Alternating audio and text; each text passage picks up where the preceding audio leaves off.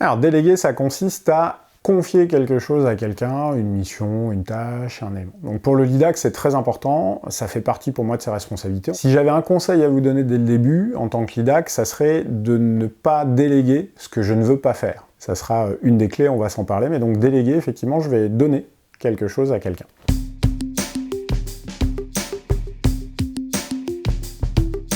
Le but principal de la délégation, c'est développer les gens. Comme on l'a déjà évoqué dans une autre vidéo sur la motivation, la délégation, elle vient comme une forme de combustible pour alimenter la motivation de quelqu'un. Donc en fait, c'est une tâche, encore une fois, une mission qui va permettre à la personne de se développer et ou d'alimenter sa motivation. Donc c'est pour ça qu'on va déléguer, en fait. C'est pour ça qu'on va confier des choses à certaines personnes. Autre élément qu'on recherche, c'est à rendre l'autre autonome sur un sujet. Donc en le déléguant, je vais réussir à le faire monter aussi potentiellement en compétences.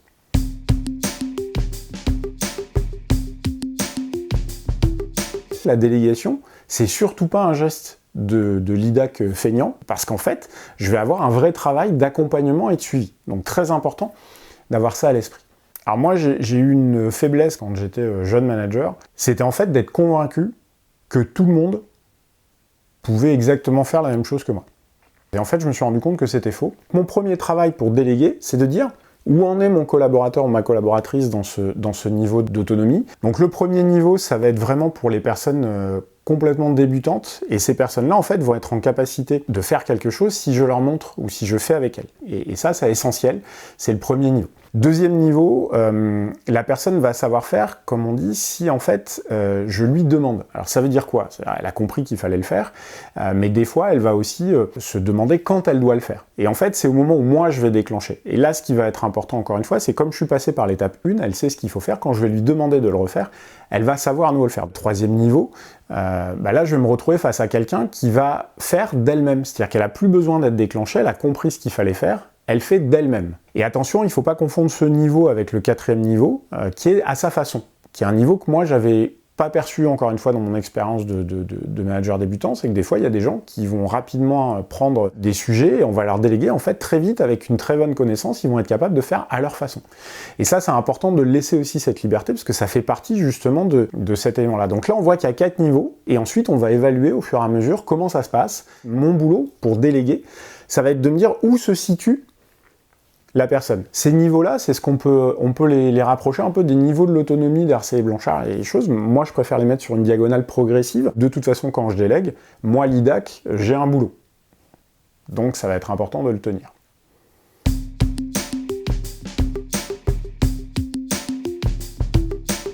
Ce qui va être important, c'est que je dois comprendre que je dois créer de la confiance. Et donc, la créer, ça veut dire déjà la donner. Donc, moi, en tant que leader, j'ai confiance. Et ça veut dire, et ça c'est très important pour moi pour un LIDAC, que je vais accepter de faire quelque chose qui n'est naturel aujourd'hui que pour une partie des leaders et managers qui pratiquent, c'est qu'en fait je vais partager mon leadership. Parce que quand vous allez confier une mission à quelqu'un qui est au niveau 4, c'est-à-dire qu'il va être capable de faire à sa façon, je lui fais confiance d'une part, et j'accepte que la personne fasse à sa façon. Donc je lui donne le lead sur le sujet. Là où je vais lui donner un petit peu moins de lead, quand elle va être en niveau 1, le lead que je vais lui donner, c'est d'agir. Et je vais l'impliquer dans l'action, je vais faire avec elle, donc je vais lui montrer, mais j'attends qu'elle fasse, et puis on va débriefer ensemble. Et donc il y a déjà cette notion de confiance, je sais que tu es capable de le faire, et je dois la donner cette confiance, et de partage de leadership.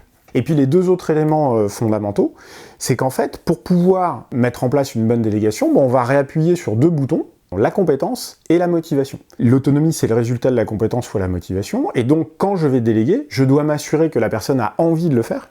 Donc est-ce qu'elle est motivée? Est-ce que ça rentre dans le cadre de son projet? Ou est-ce qu'elle comprend l'intérêt pour l'entreprise? Elle se dit ouais, moi j'ai envie de faire ça. Donc est-ce qu'il y a une motivation réelle de sa part? Et ensuite, est-ce qu'elle sait le faire? C'est-à-dire est-ce qu'elle dispose des compétences, des connaissances pour pouvoir le faire? Donc ça, c'est les conditions à réunir. Confiance, compétence, motivation. Si je réunis ça, à partir de là, je vais être en capacité de mettre en place de la délégation de manière efficace.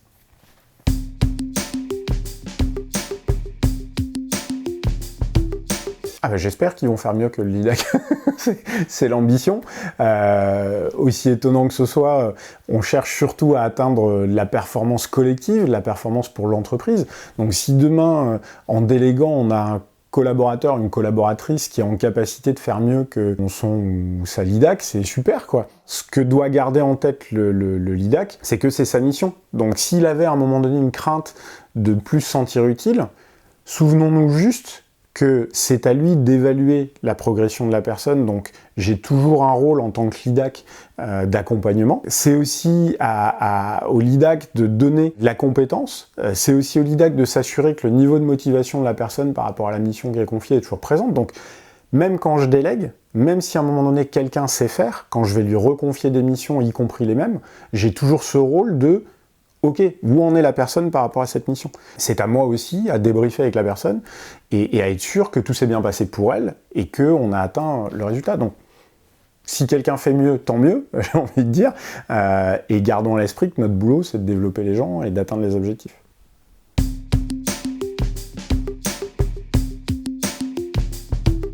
Si on reprend le mode de fonctionnement de la motivation, je vais déléguer une tâche à quelqu'un. Et la personne, elle est tellement dans son projet que bah super, je lui mets un combustible hyper intéressant, elle est hyper motivée, elle y va. Problème, par rapport à l'autonomie, elle a la motive, mais elle a peut-être pas totalement conscience qu'elle n'a pas les compétences ou toutes les compétences pour le faire. Et c'est là qu'à chaque étape, à chaque niveau, ça va être important d'avoir le bon discours et le bon accompagnement. Donc sur le niveau 1, comme on l'a dit, il va falloir expliquer à la personne et donner du sens au fait que c'est une nouvelle tâche, qu'on voit qu'elle est très motivée, elle a peut-être des idées, on va aller s'appuyer sur ses idées. Maintenant, comme c'est un niveau 1, c'est peut-être la première fois qu'elle le fait, on va quand même être assez directif. Ça n'empêche pas le dialogue et la collaboration, mais on va vraiment lui indiquer ce qu'on attend. Dans le niveau 2, normalement, la personne a déjà compris, on va juste chercher à valider avec elle. Donc dans l'échange qu'on va avoir avec cette personne-là, elle est hyper motivée, elle a envie d'y aller, elle est hyper enthousiaste. Ok, mais est-ce qu'elle est enthousiaste parce qu'elle a envie de changer des choses? Est-ce qu'elle est enthousiaste parce qu'elle a très bien compris ce qu'on attendait d'elle et qu'elle va l'appliquer? Quand on va commencer à passer sur des niveaux 3 ou 4, on va avoir de l'enthousiasme, et ça va être de l'enthousiasme parce que la personne va non seulement être un peu plus autonome dans la mission, mais elle va aussi, ce que j'appelle, être plus indépendante. C'est-à-dire qu'elle va pouvoir laisser travailler un peu plus son esprit, elle déclenche par elle-même, elle commence à avoir des idées, elle fait à sa façon, là clairement elle amène ses idées. Donc là l'enthousiasme chez certains, il va falloir être capable de le laisser s'exprimer, quitte à débriefer après. Mais normalement, on est déjà rassuré en tant que LIDAC sur le fait que la personne sait exactement où on va. Et dans le débrief, on va plutôt se centrer sur comment t'y es arrivé, qu'est-ce que t'as amené plus, est-ce qu'il y a une vraie plus-value? Il y a encore une fois cette logique aussi de développement et de comprendre comment on peut aider la personne à faire mieux, s'il y a besoin de faire mieux, la prochaine fois.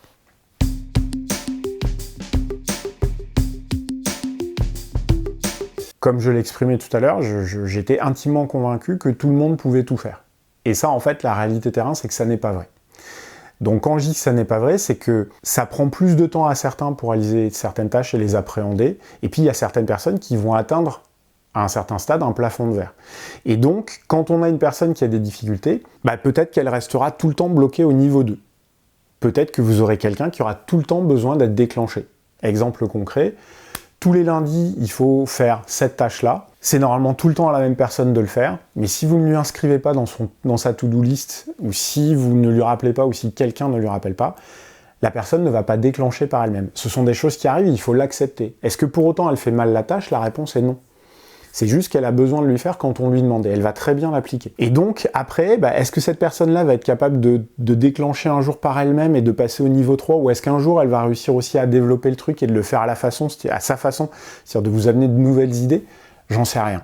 Maintenant, il faut accepter en tant que LIDAC qu'une partie de vos collaborateurs auront besoin, et collaboratrices auront besoin de plus de temps pour pouvoir devenir de plus en plus autonome. Il y a des gens qui n'attendent que ça, qui sont motivés par ça, et vous avez une partie de vos équipes qui auront besoin de temps pour mûrir et se sentir à l'aise avec le fait de pouvoir prendre plus d'initiatives, comme on l'évoquait tout à l'heure, et devenir encore plus autonome et indépendant.